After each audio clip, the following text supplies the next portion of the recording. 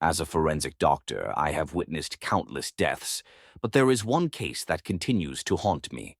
It occurred on New Year's Eve, when people were celebrating the arrival of the new year with joy and hope. It was a strange case that to this day I still cannot explain.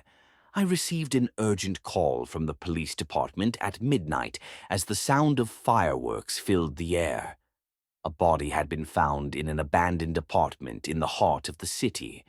The victim was a young woman, around 25 years old, with no signs of external injury, but her face wore a strange expression, as though she was frightened by something we couldn't see.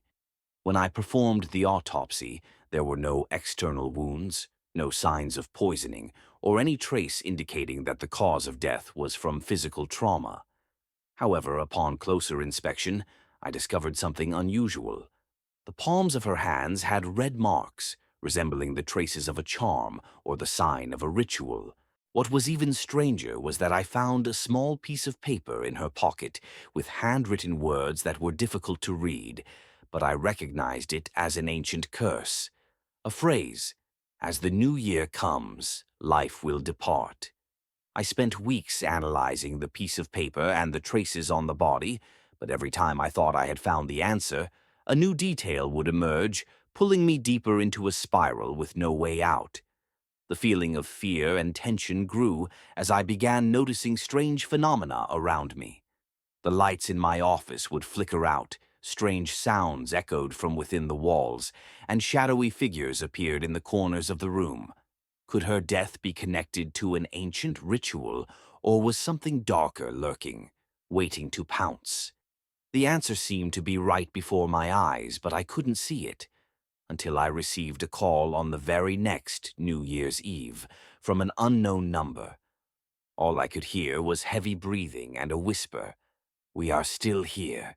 After the strange call on New Year's Eve last year, I began to feel like I was being watched. Although I am a forensic doctor with many years of experience, there are things that even science cannot explain.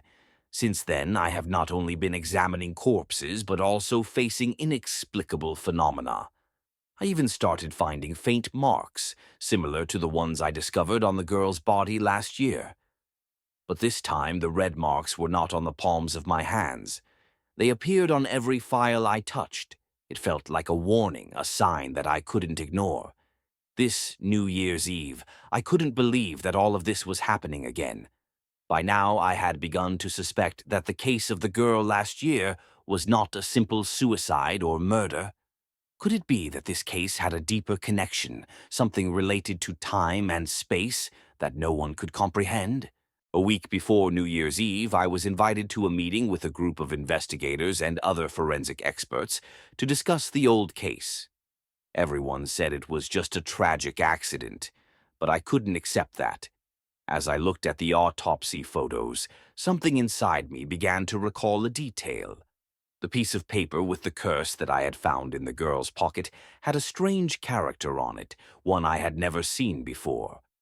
It was neither Chinese characters nor any language I knew. I decided to visit the forensic library, where there was a collection of ancient documents I had heard about. After a few days of research, I stumbled upon an old book about dark rituals related to New Year's Eve, written centuries ago. The notes in it described a ritual of summoning spirits exactly at the moment of transition between the old year and the new. It was believed that at that moment, the souls of the departed could return and demand a price for their peace. As I continued my research, I began to feel a shadowy presence in the room. Every time I turned a page in the book, a cold sensation spread through my body. Suddenly, a loud noise startled me. The window, which had been tightly shut, swung open by itself, and the light from outside flooded in. I saw the silhouette of a woman standing right at the door, her eyes fixed on me. She looked like the woman I had performed the autopsy on last year. But how could that be? She was dead. The feeling only lasted for a few seconds, but it was enough to make me realize something was terribly wrong. I rushed out of the library, but when I looked back, that figure was still there, as if waiting for me to return. I couldn't stop. As New Year's Eve drew nearer, I felt an indescribable pressure, as though everything was on the verge of exploding. I decided to go back to the scene of the crime, this time to uncover what I had missed before. After re-examining all the evidence, I discovered something strange in the girl's room, a silver necklace shaped like an eye. I remembered that in the book I had read, there was mention of a special necklace used to trap the soul, preventing it from leaving this world. Immediately, I realized I was facing a terrifying truth. The girl was not an innocent victim. She had performed a ritual, summoning the soul of someone to gain something in return, perhaps money, fame, or something even more valuable. But the price she had to pay was her own soul. And all these events were not coincidental. This New Year's Eve, I could become a part of that ritual if I didn't stop in time. I was confronting an unseen, unexplainable force, but one that could be felt. At this point, I could not turn back. The call I received on last year's New Year's Eve was not a warning but a curse, a reminder that New Year's Eve is not just a time for celebration. It is when the spirits awaken and reclaim what belongs to them.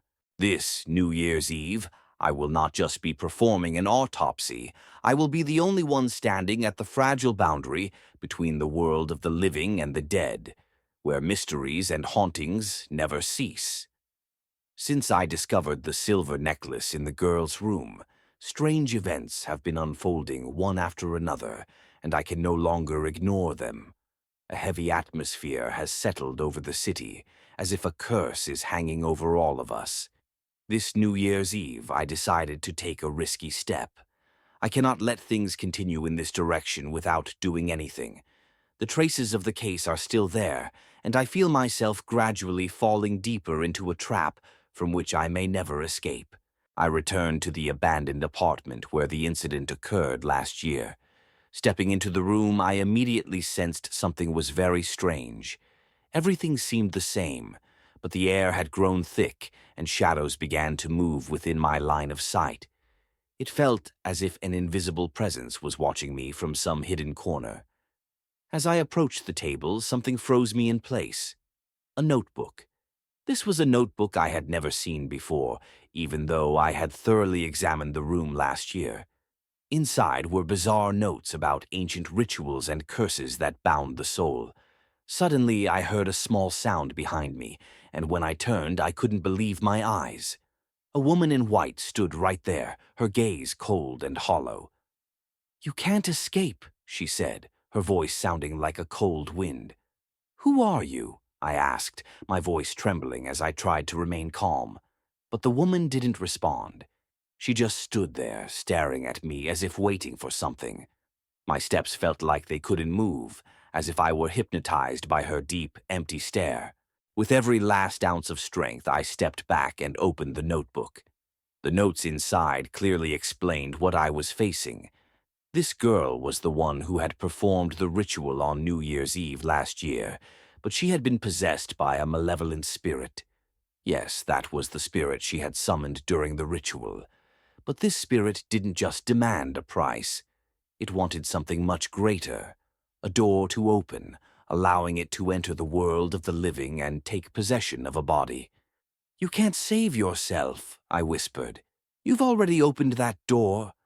The girl looked at me with eyes full of agony, but then her eyes began to change color, shifting from white to an inky black. Suddenly, the room seemed to explode in a blinding burst of white light. The sensation was indescribable. It felt as if everything around me was melting and disappearing into an invisible abyss. I woke up in a strange room. It was pitch dark, except for a faint light coming from a corner. My heart raced in my chest, but I didn't feel pain. The fear had disappeared, replaced by a cold, indifferent sensation, as if my soul had been severed from my body. As I stood up and looked around, I realized something terrifying. This room was identical to the one where I had examined the girl's body. Everything was the same, from the table, the chair, to the items on the shelf. But one thing was glaringly different. I was the only one there. Suddenly I heard footsteps, slow, soft, and growing closer. When I turned around, I saw the girl again, but this time she wasn't standing still as before.